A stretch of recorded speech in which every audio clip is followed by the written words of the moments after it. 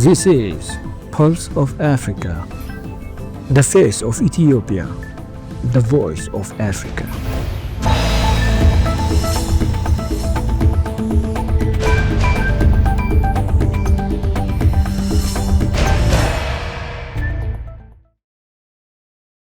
Hello and welcome to Pulse of Africa News. I am Samia Mohammed with the latest. First, our top stories for today. UN Secretary General Antonio Guterres said the UN backs the DRC-Rwanda deal. Morocco and Russia are exploring avenues of cooperation in the aviation field.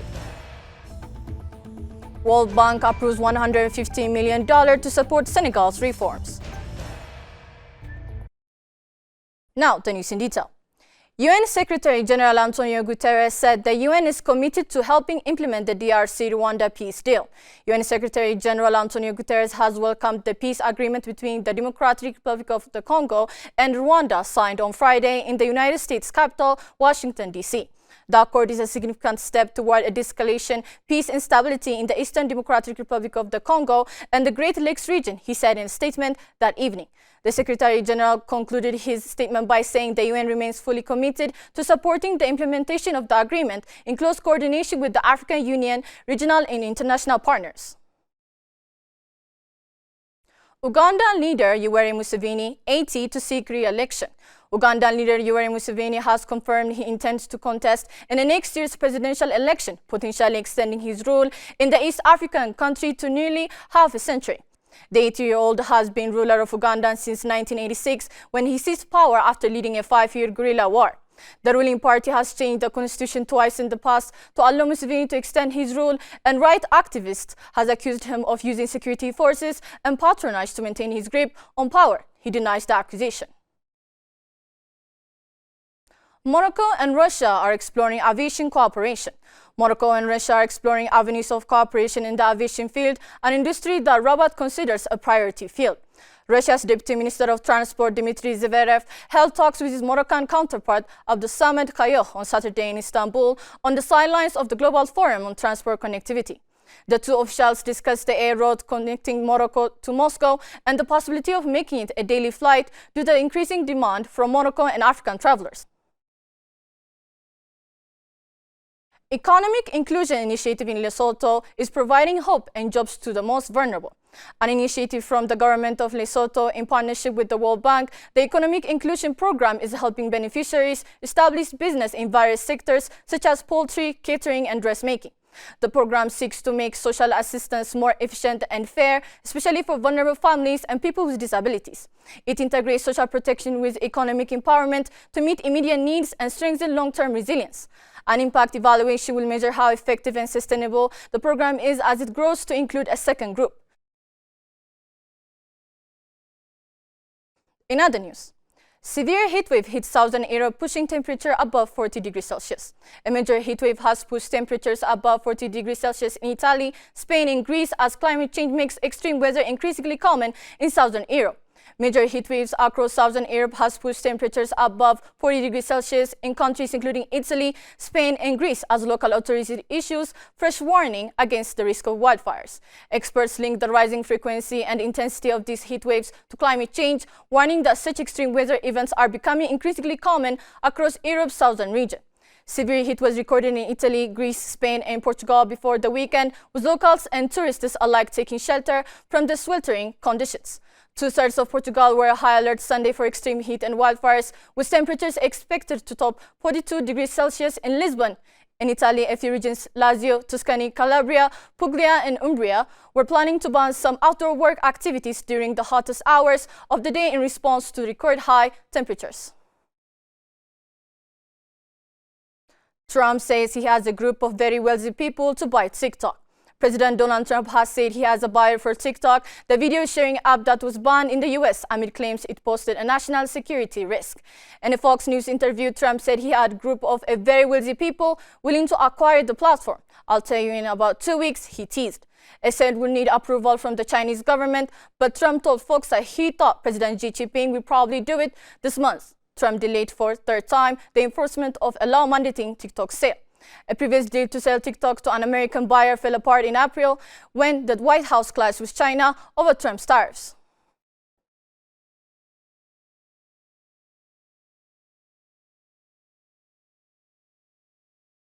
The story of resurgent Ethiopia and burgeoning Africa is here, only on the Pulse of Africa channel, all the time. Pulse of Africa, the face of Ethiopia, the voice of Africa.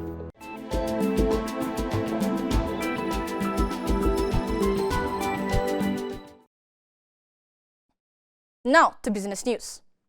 World Bank approves $150 million to support Senegal's fiscal reforms and strengthen public financial management.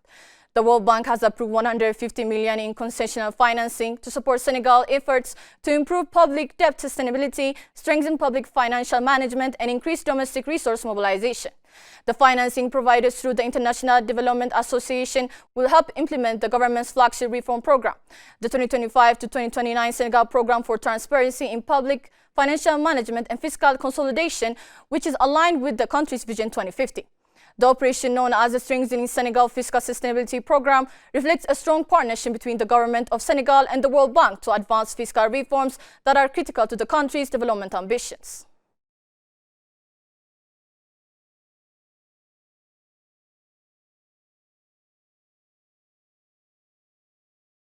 Finally, Canada cancels tax on U.S. tech firms in hopes of Trump trade deal.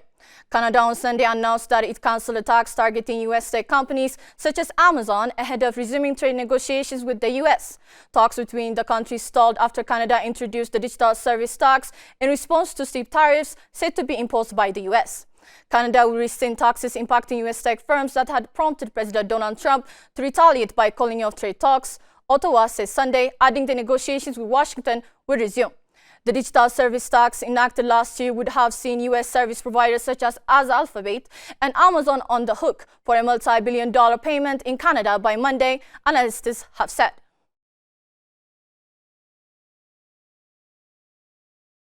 Let us provide you with the latest updates on global commodities prices.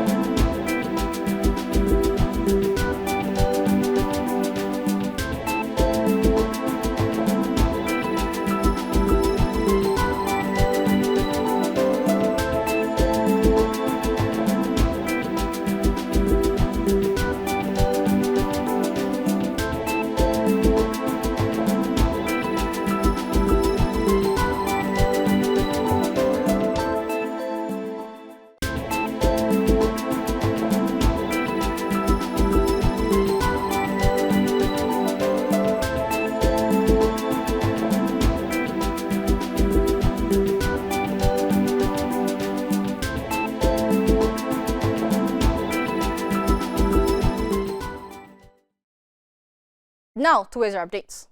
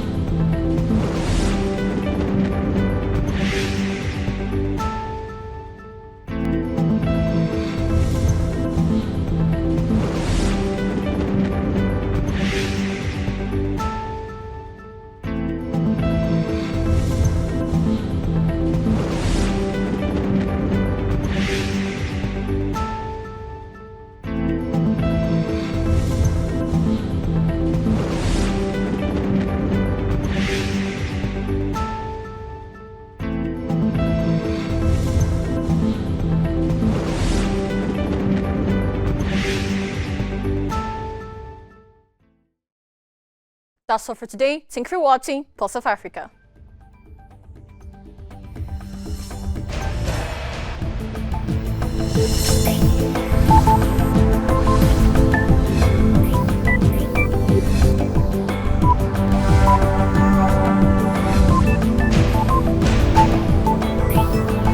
This is Pulse of Africa, the face of Ethiopia, the voice of Africa.